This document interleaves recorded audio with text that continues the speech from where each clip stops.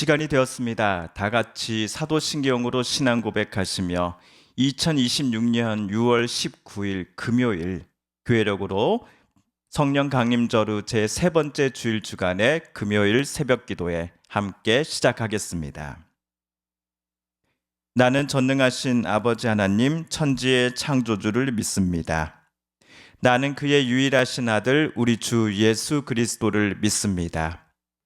그는 성령으로 잉태되어 동정녀 마리아에게서 나시고 본디오 빌라도에게 고난을 받아 십자가에 못 박혀 죽으시고 장사된 지 사흘 만에 죽은 자 가운데서 다시 살아나셨으며 하늘에 오르시어 전능하신 아버지 하나님 우편에 앉아 계시다가 거기로부터 살아있는 자와 죽은 자를 심판하러 오십니다. 나는 성령을 믿으며 거룩한 공교회와 성도의 교제와 죄를 용서받는 것과 몸의 부활과 영생을 믿습니다. 아멘. 2026년 6월 19일 금요일 새벽 오늘 우리 함께 읽을 기록된 하나님 말씀은 신약의 말씀입니다. 마태복음 제10장 9에서 23절까지의 말씀입니다. 신약성경 14쪽경에 있습니다. 마태복음 제10장 9에서 23절까지의 말씀, 오늘 성령 강림절후 제3 번째 주일 주간의 금요일 우리 함께 읽고 묵상하겠습니다. 너희 전대에 금이나 은이나 동을 가지지 말고 여행을 위하여 배낭이나 두벌 옷이나 신이나 지팡이를 가지지 말라. 이는 일꾼이 자기의 먹을 것 받는 것이 마땅함이니라. 어떤 성이나 마을에 들어가든지 그 중에 합당한 자를 찾아내어 너희가 떠나기까지 거기서 머물라.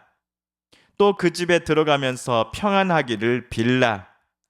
그 집이 이에 합당하면 너희 빈 평안이 거기 임할 것이요 만일 합당하지 아니하면 그 평안이 너희에게 돌아올 것이니라. 누구든지 너희를 영접하지도 아니하고 너희 말을 듣지도 아니하거든 그 집이나 성에서 나가 너희 발에 먼지를 떨어 버리라. 내가 진실로 너희에게 이르노니 심판날에 소돔과 고모라 땅이 그 성보다 견디기 쉬우리라. 보라, 내가 너희를 보냄이 양을 이리 가운데로 보냄과 같도다. 그러므로 너희는 뱀같이 지혜롭고 비둘기같이 순결하라. 사람들을 삼가라. 그들이 너희를 공회에 넘겨주겠고 그들의 회당에서 채찍질하리라. 또 너희가 나로 말미암아 총독들과 임금들 앞에 끌려가리니 이는 그들과 이방인들에게 증거가 되게 하려 하심이라.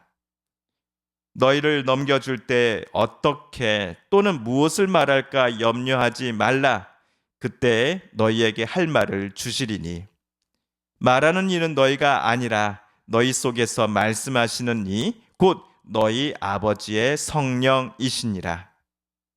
장차 형제가 형제를 아버지가 자식을 죽는 데에 내주며 자식들이 부모를 대적하여 죽게 하리라. 또 너희가 내 이름으로 말미암아 모든 사람에게 미움을 받을 것이나 끝까지 견디는 자는 구원을 얻으리라. 이 동네에서 너희를 박해하거든 저 동네로 피하라.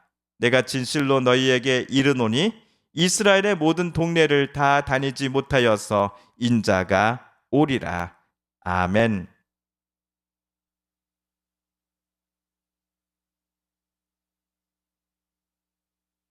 예수님께서 공생애를 막 시작하신 후 주로 가나안 땅에서 사역을 행하셨습니다. 마태복음 9장 35절에 따르면 예수님은 회당에서 가르치시고 천국 복음을 전파하시며 모든 병과 모든 약한 것들을 고치셨지요. 이때 갈릴리에서 만났던 사람들을 예수님께서 어떻게 보셨다라고 성경은 기록하고 있습니까? 무리를 보시고 불쌍히 여기시니 이는 그들이 목자 없는 양과 같이 고생하며 기진하였기 때문입니다 라고 쓰여 있습니다. 여기서 불쌍히 여기다는 그저 안 되었네 하면서 혀를 쯔쯔쯔 차는 것 결코 아닙니다. 가슴 깊은 곳이 움직일 만큼 강한 연민을 느끼셨다. 속이 뒤틀릴 만큼의 그들의 고통을 예수님께서 함께 아파하셨다. 그들의 처지를 보고 마음 깊이 함께 고통받으셨다라는 마음으로 예수님은 그 당시 갈릴리에서 만났던 사람들을 고치시고 그들에게 가르치셨던 겁니다. 그리고는 예수님은 당신의 12 제자들을 따로 부르사 갈릴리 지역으로 다시 보내셨습니다. 제자는 선생님의 가르침을 받는 배우는 사람인 반면 사도는 스승으로부터 보내심을 받는 사람들을 가리킵니다. 그래서 오늘 성경은 예수님의 12 제자를 사도라고 부르고 있습니다. 그런데 예수님께서 이들 12명의 사도들을 그냥 보내신 게 아니었습니다. 우리 10장 1절을 찾아 함께 읽어볼까요? 시작. 예수께서 그의 12 제자를 부르사 더러운 귀신을 쫓아내며 모든 병과 모든 약한 것을 고치는 권능을 주시니라. 아멘. 예수님께서 당신의 12 제자를 사도로 보내신 이유는 이들 12명으로 하여금 더러운 귀신을 쫓아내며 모든 병과 모든 약한 것들을 또한 고치도록 하기 위함 때문이었습니다. 이 일들은 예수님께서 갈릴리의 여러 도시들과 농어촌 성읍들을 돌아다니실 때 이미 행하셨던 일들이었지요. 그러므로 예수님은 당신의 제자들에게 스승이 행한 일들을 그대로 제자들도 행할 것을 지시하셨던 겁니다. 이것만큼 제자들로서 영광이 되고 또한 흥분이 되는 일이 어디 있겠습니까? 하지만 그들을 보내시면서 제자 여러분, 지금까지 나에게 여러분 잘 배웠으니, 여러분 내가 하는 것들을 잘 보았으니, 이제 여러분 보고 배운 대로 여러분이 이제 스스로 알아서 행하십시오.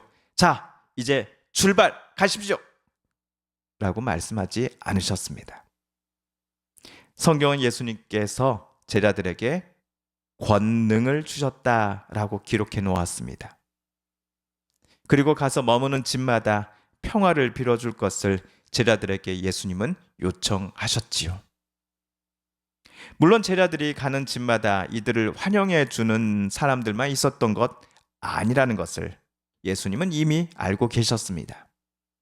어떤 사람들은 제자들을 자기 집에 얼씬도 못하게 쫓아내거나 또 어떤 사람들은 제자들을 공회에 넘겨서 그들이 모진 고문을 당한 후 감옥에 넣고자 할 수도 있다라는 것을 예수님은 모르지 않으셨습니다. 이런 일들을 예상하시면서 예수님은 다음처럼 말씀하시고 제자들을 격려하셨지요. 오늘 말씀 18절에서 20절까지입니다. 시작. 또 너희는 나 때문에 총독들과 임금들 앞에 끌려나가서 그들과 이방 사람 앞에서 증언할 것이다. 사람들이 너희를 관가에 넘겨줄 때 어떻게 말할까 또는 무엇을 말할까 하고 걱정하지 말아라. 너희가 무슨 말을 해야 할지 그때에 지시를 받을 것이다. 말하는 이가 너희가 아니라 너희 안에서 말씀하시는 아버지의 영이시다. 체포를 당할 때에 사람들에게 둘러싸여 모진 말들을 들을 때에 제자들은 그들에게 무슨 말을 해야 할지를 놓고 걱정할 수밖에 없었을 것입니다. 이것이 사람이라면 당연한 심리이고 반응이지요. 그러나 그들을 사도로 파송하는 예수님은 다른 말씀을 하십니다. 제자 여러분, 여러분 안에서 말씀하시는 분은 아버지의 영이신 성령 하나님이십니다. 그러니 여러분은 무엇을 말해야 될지, 어떻게 말해야 될지 걱정하지 마십시오. 예수님의 명령으로 갈릴리 전역에 예수님께서 이미 행하셨던 일들을 위임받아 떠났던 제자들이 공경에 빠지게 될 때에, 사람들에게 붙잡혀 모진 말들을 들어야만 할 때에 성령께서 제자들에게 용기를 불어 넣어 주실 것입니다.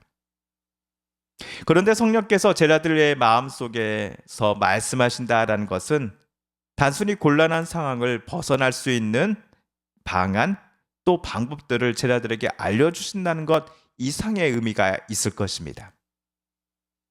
그렇다면 성령께서 제자들에게 말씀하신다는 것을 우리는 어떻게 해석하면 될까요? 무엇보다도 예수님의 명을 받아 예수님을 대신해 예수님의 일들을 감당하고 있는 제자들을 결코 홀로 내버려 두시지 않으신다라는 의미로 우리는 해석해야 할 것입니다. 제자들이 예수님의 명을 받아 예수님을 대신하여 일을 하고 있을지라도 그들은 분명 힘든 일들을, 곤란한 상황들을 마주 대할 것입니다.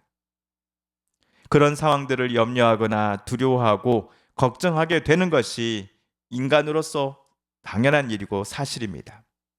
하지만 성령 하나님께서 제자들이 힘든 상황에 있을 때도 함께 하심을 예수님은 그들에게 깨닫게 해주십니다. 그래서 어제 바울도 로마 교회로 보내는 편지에서 이렇게 말하지 않았을까 싶습니다. 로마서 5장 3에서 5절입니다. 다만 이뿐 아니라 우리가 환난 중에도 즐거워하나니 이는 환난은 인내를, 인내는 연단을, 연단은 소망을 이루는 줄 알미로다. 소망이 우리를 부끄럽게 하지 아니함은 우리에게 주신 성령으로 말미암아 하나님의 사랑이 우리 마음에 부은 바 됨이니. 아멘.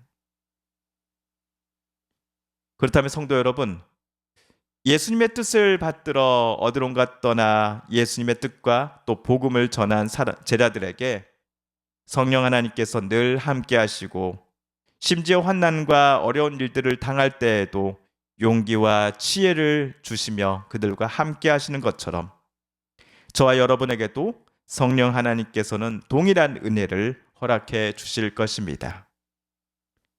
그러니 저와 여러분은 결코 혼자가 아닙니다.